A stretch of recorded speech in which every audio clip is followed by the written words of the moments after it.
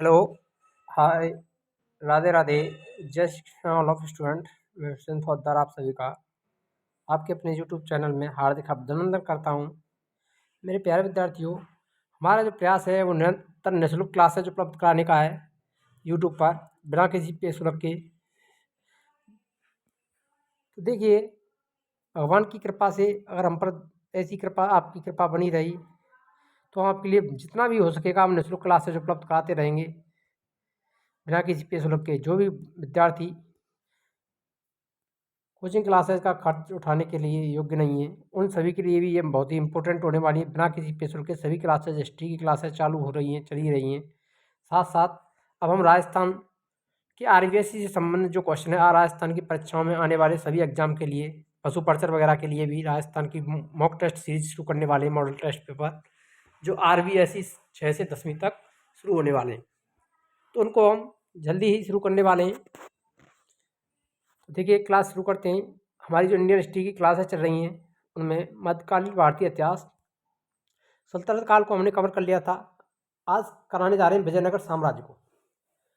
तो विजयनगर साम्राज्य यानी जो कि संगम वंश, विजयनगर साम्राज्य किस वंश का शासन था? संगम वंश का शासन था।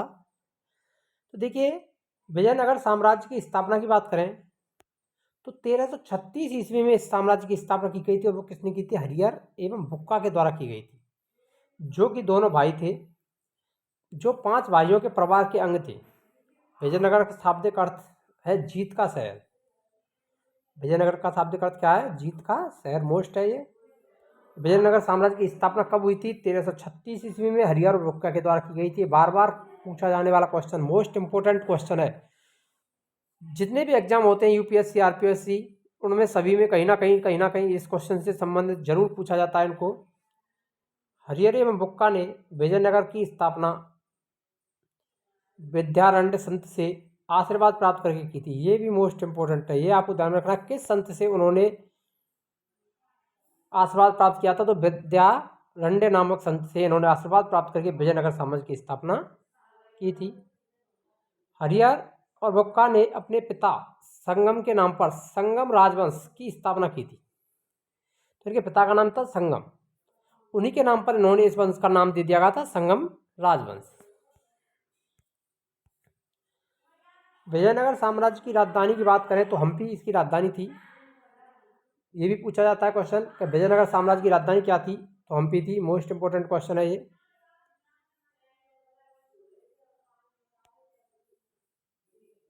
मोस्ट कर लेना है, आपको नोट कर लेना है इसको, मोस्ट अवश्य आने वाला क्वेश्चन है ये। विजयनगर साम्राज्य के खंडर तुंगभद्रा नदी पर स्थित हैं। इसकी राजभाषा तेलुगु थी।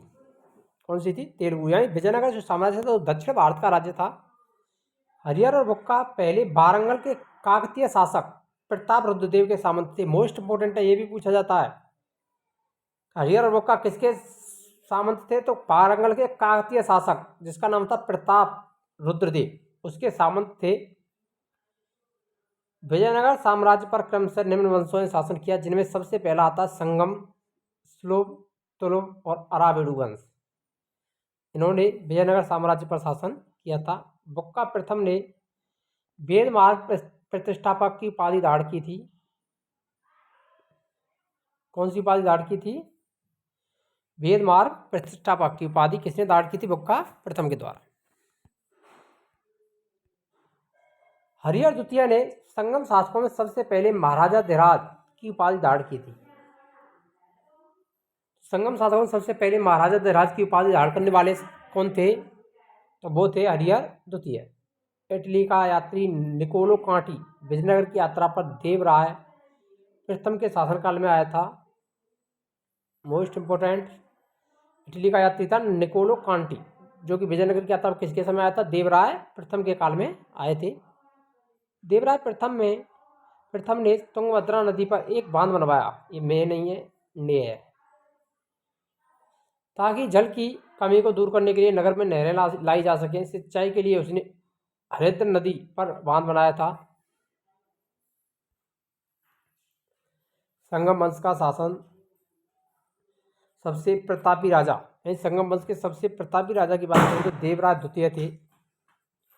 इसे इमाडी देवराय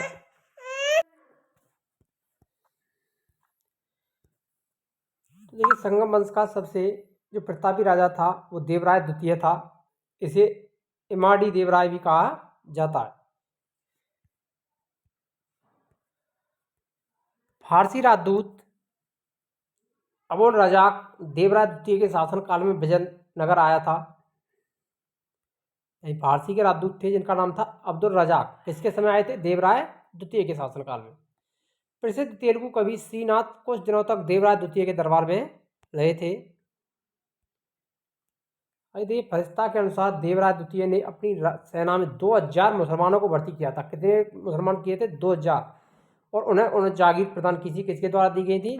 देवराय द्वितीय के द्वारा। ये किसने कहा था? फरिश्ता ने कहा था। एक अभिलेख में देवराय द्वितीय ने अपनी सेना में 2000 मुसलमानों को भर्ती किया और उन्हें जागीर दी। ये एक अभिलेख में भी इसका उल्लेख किया गया है। एक अभिलेख में देवराय द्वितीय को जगवेटकर हाथियों का शिकारी कहा गया है। जगवेटकर क्या था? हाथियों का शिकारी। किसको कहा गया है? देवराय द्वितीय को। देवराय द्वितीय ने संस्कृत ग्रंथ महानाटक सुधानिधि और ब्रह्मसूत्र पर भाष्य लिखा था। यानी इन्होंने इसके ऊपर भाष्य और टीकाएं भी लिखी थी। इसलिए देवराय द्वितीय। मल्लिकार्जुन को प्रौढ़ देवराय भी कहा जाता है। सालुक नरसिंह विजयनगर में दूसरे राजवंश सालुक वंश 1485-1506 ईस्वी की स्थापना की थी। मोस्ट इंपोर्टेंट है। सालुक वंश की संस्थापक कौन थे? सालुक नरसिंह। इन्होंने कब स्थापना की थी? 1485-1506 ईस्वी। सलुब वंश के बाद विजयनगर पर तुलुप वंश का शासन स्थापित हुआ। तुलुप वंश 1505 से 1565 ईस्वी तक रहा। की स्थापना वीर नरसिंह ने की थी। इसकी स्थापना किसने की थी? वीर नरसिंह के द्वारा की गई। तुलुप वंश का महान शासक कृष्ण देवराय था। वह 8 अगस्त 1509 ईस्वी को शासक बना था। सालो तिम्मा कृष्ण देवराय का योग्य मंत्री एवं सेनापति था। कौन था? सालो। बावन ने अपनी आत्मकथा बावननामा में कृष्ण देवराय को भारत का सर्वाधिक शक्तिशाली शासक भी कहा है। कृष्ण देवराय के शासनकाल में बात करें तो पुर्तगाली यात्री डोमिगोस पायस विजयनगर आया था। ये मोस्ट इंपोर्टेंट है। कृष्ण देवराय के समय पुर्तगाली यात्री कौन था? डोमिगोस पायस, जो कि विजयनगर साम्राज्य के यात्रा पर आया था। कृष्ण देवराय के दरबार में तेलुगु साहित्य के 8 सर्वश्रेष्ठ कवि रहते थे, जिन्हें अष्ट दिग्गज के नाम से जाना जाता है। मोस्ट इंपोर्टेंट है कि अष्ट दिग्गज, 8 सर्वश्रेष्ठ कवि जो तेलुगु साहित्य के थे, वो किसके दरबार में रहते थे? कृष्ण देवराय के दरबार में। उसके शासनकाल को तेलुगु साहित्य का क्लासिक युग यानी स्वर्ण युग भी कहा जाता है। क्लासिक युग या स्वर्ण युग।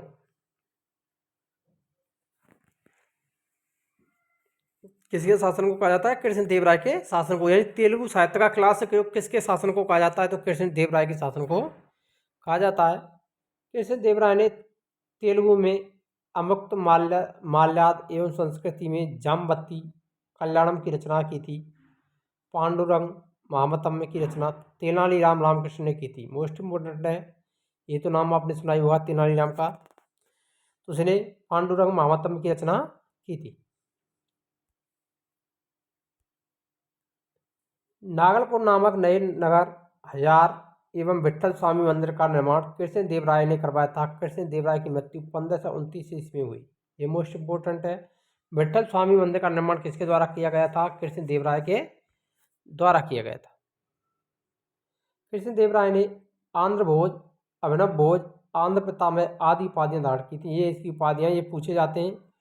आंध्र भोज, अभिनव भोज और आंध्र पितामह की उपाधि किसने धारण की थी? कृष्ण देवराय ने ही धारण की थी। तुलुप वंश का अंतिम शासक सदाशिव था। अंतिम शासक की बात करें तो कौन था? सदाशिव। ठीक है, हमारा उद्देश्य सिर्फ कम समय लाइव क्लासेस नहीं देते, हम रिकॉर्डेड क्लासेस उपलब्ध कराते हैं आपके लिए, ताकि आपको पढ़ाई से संबंधित तथ्य आपको मिल सकें।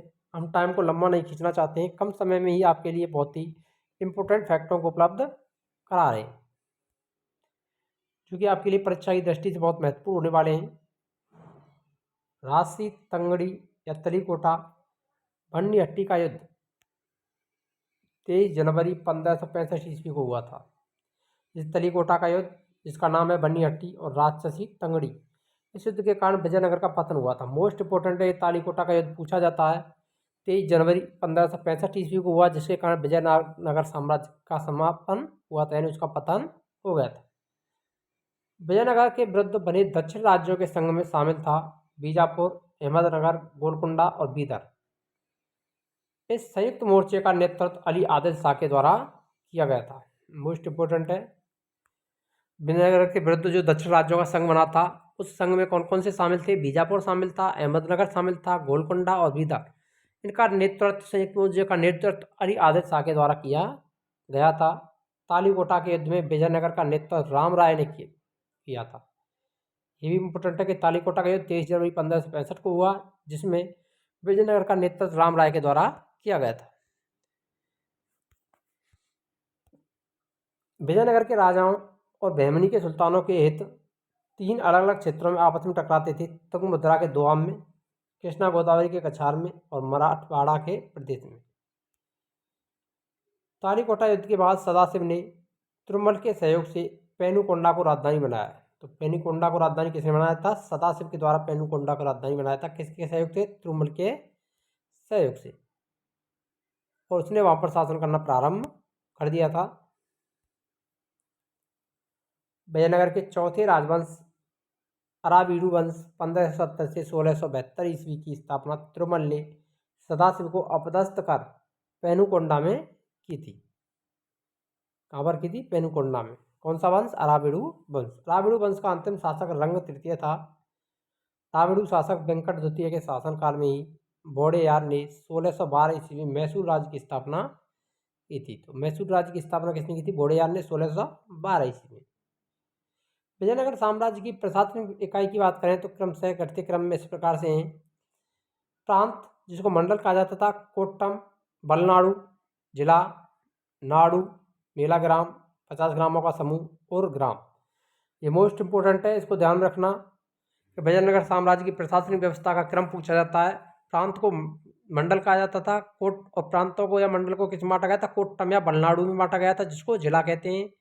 उसके बाद आता था नाडु, जिसे मेला ग्राम कहते हैं, जो 50 ग्रामों का समूह होता था और ग्राम होता था, यानी शासन की सबसे छोटी इकाई थी। विजयनगर कालीन सेनानायकों को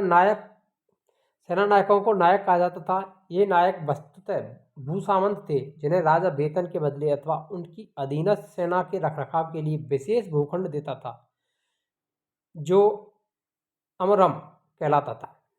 क्या कहा जाता था उसे? विशेष भूखंड को अमरम के नाम से जाना जाता था। आयंगर व्यवस्था प्रशासन को सुचारू रूप से संचालित करने के लिए प्रत्येक ग्राम को एक स्वतंत्र इकाई के रूप में संगठित किया गया था। प्रत्येक ग्राम को एक स्वतंत्र इकाई के रूप में गठित कर दिया गया था। इस संगठित ग्रामीण इकाइयों पर शासन हेतु 12 प्रशासकीय अधिकारियों की नियुक्ति की जाती थी। कितने? 12 प्रशासकीय अधिकारी, जिनको सामूहिक रूप से आयंगर कहा जाता था। यही 12 प्रशासनिक अधिकारी होते थे, उनको किस नाम से जाना जाता था? आयंगर। ये अवैतनिक होते थे, इनको किसी भी प्रकार का कोई वेतन या भत्ता नहीं दिया जाता था। इनकी सेवाओं के बदले सरकार इन्हें पूर्णतः लगान मुक्त और कर मुक्त भूमि प्रदान करती थी, जिससे कोई भी लगान या कर नहीं लिया जाता था। इनका पद अनुवांशिक होता था। वह इस पद को बेच या गिरवी रख सकते थे। ग्राम स्तर की कोई भी संपत्ति इन अधिकारियों की इजाजत के बगैर ना तो बेची जा सकती थी और ना ही दान में दी जा सकती थी। किसके विरुद्ध? आयंगर के विरुद्ध। कार्डिक नामक आयंगर के पास जमीन के क्रय विक्रय से संबंधित समस्त दस्तावेज होते थे। कार्डिक क्या था? एक प्रकार आयंगर का पद ही था। विजयनगर साम्राज्य की आय का सबसे बड़ा स्रोत बात करें तो सबसे बड़ा स्रोत लगान था। यही उसकी जो आय होती थी वो किससे होती थी? लगान से ही होती थी। भू राजस्व की जो दर थी, उपज का 1/6 भाग लिया जाता था। मोस्ट इंपोर्टेंट है कि विजयनगर साम्राज्य में आय का सबसे बड़ा स्रोत क्या था? लगान। जो कि भू राजस्व की दर कितनी थी? 1/6। उपज का 1/6 भाग लगान के रूप में लिया जाता था। विवाह कर वर और वधू दोनों से लिया जाता था। यानी विवाह कर भी लिया जाता था, जो कि वर और वधू दोनों से इसको ग्रहण किया जाता था। विधवा से विवाह करने वाले इस कर से मुक्त होते थे। यानी जो भी पुरुष विधवा स्त्री से विवाह करते थे, उनसे विवाह कर नहीं लिया जाता था। उम्बली ग्राम में विशेष सेवाओं के बदले दी जाने वाली लगान मुक्त भूमि की भूधारण पद्धति थी। क्या थी? उम्मूली। रक्त कोड़गे युद्ध में शौर्य का प्रदर्शन करने वाले मृत लोगों के परिवार को दी गई भूमि को रक्त कोड़गे के नाम से जाना जाता था, क्योंकि जो युद्ध में शहीद हुए थे उन लोगों के परिवार को जो दान में भूमि दी जाती थी उसे रक्त कोड़गे कहा जाता था। कटगी ब्राह्मण मंदिर भूस्वामी जो स्वयं कृषि नहीं करते थे, किसानों को पत्ते पर भूमि देते थे, नहीं किस पर? पट्टे पर। ऐसी भूमि को कुटगी कहा जाता था। यह पट्टे पर जो भूमि दान दी जाती थी तो किस नाम से जाना जाता था? कुटगी। वे कृषक मजदूर जो भूमि के क्रय विक्रय के साथ ही स्थानांतरित हो जाते थे उनको कूदी कहा जाता था। क्या कहा जाता था? कूदी। ये तीनों ही शब्द मोस्ट रक्त कोड़गे, कुटगी और कूदी। रक्त कोड़गे युद्ध में मृत लोगों को शौर्य प्रदर्शन करने वाले मृत लोगों को दी गई भूमि, परिवार को दी गई भूमि। कटगी ब्राह्मण मंदिर या बड़े भूस्वामी जो कृषि नहीं करते थे, किसानों को पट्टे पर भूमि दान में देते थे, उस भूमि को कुटगी कहा जाता था। और वे कृषक जो मजदूर को भूमि के क्रय विक्रय के साथ स्थानांतरित हो जाते थे उनको कूदी के नाम से जाना जाता था। यानी अगर भूमि किसी को सौंपी गई है तो उसी के साथ जो कृषक मजदूर हैं वो उसी के साथ उसी दूसरे के पास में चले जाते थे, जिनको कूदी के नाम से जाना जाता था। विजयनगर का सैन्य विभाग कदाचार कहलाता था। सैन्य विभाग को किस नाम से जाना जाता था? कदाचार के नाम से जाना जाता था। तथा इस विभाग का उच्च अधिकारी दंडनायक, जिसे सेनापति कहा जाता था। टकसाल विभाग को जोरी खाना, टकसाल को क्या कहा जाता था? जोरी खाना के नाम से जाना जाता था। चोटियों की तरह व्यापार में निपुण, चोटियों की तरह व्यापार में निपुण दस्तकार वर्ग के लोगों को वीर पंचाल, क्या कहते थे? उनको वीर पंचाल कहा जाता था। उत्तर भारत से दक्षिण भारत में आकर बसे लोगों को बड़वा, उत्तर भारत से जो लोग दक्षिण भारत में आए थे उनको किस नाम से जाना जाता था? बड़वा के नाम से जाना जाता था। मोस्ट इंपॉर्टेंट है, ये बार बार रिपीट होने वाला क्वेश्चन है, यहाँ से पूछा जाता है हिस्ट्री में, खास करके आरपीएससी फर्स्ट ग्रेड और यूपीएससी एग्जाम में। विजयनगर में दास प्रथा प्रचलित थी। मनुष्यों के क्रय विक्रय को बेसबाग कहा जाता था। मोस्ट इंपोर्टेंट है ये भी कि विजयनगर साम्राज्य में भी दास प्रथा का प्रचलन था और मनुष्यों के क्रय विक्रय को किस नाम से जाना जाता था? बेसबाग। मंदिरों में रहने वाली स्त्रियों को देवदासी, इनको आजीविका के लिए भूमि या नियमित वेतन दिया जाता था। विजयनगर की मुद्रा पैगोड़ा और बहमनी राज्य की मुद्रा हूड़ थी, दोनों को ध्यान में रखना है, मोस्ट इंपोर्टेंट है। बहमनी राज्य की मुद्रा को हूड़ कहा जाता था और विजयनगर की मुद्रा को पैगोड़ा के नाम से जाना जाता था। अब देखिए संगम वंश के प्रमुख शासक कौन कौन से? हरिहर, जिसका शासन 1336 से 1356 ईस्वी तक रहा। उसके बाद बुक्का प्रथम 1356 से 1377 ईस्वी, हरिहर द्वितीय 1377 से 1404 ईस्वी, देवराय प्रथम 1406 से 1422, देवराय द्वितीय 1422 से 1446 ईस्वी, मल्लिकार्जुन 1446 से 1465 और विरूपाक्ष द्वितीय 1465 1485। ये संगम वंश के प्रमुख शासक थे। विजयनगर आने वाले प्रमुख विदेशी यात्री, इनको भी देख लीजिए। निकोल कॉन्टी जो इटली से आया था 1420 ईस्वी में, देवराय प्रथम के समय आया था, ये मैंने पढ़ ही लिया है। अब्दुल रजाक भी पढ़ा था, भारत से 1442 ईस्वी में, देवराय द्वितीय के समय आया था। ये दोनों किसके समय आए थे? देवराय द्वितीय के। और देवराय के समय प्रथम और द्वितीय दोनों में अंतर रखना है। अब्दुल रजाक की बात करें तो देवराय द्वितीय, निकोल कॉन्टी की बात करें इटली वाले की तो देवराय प्रथम।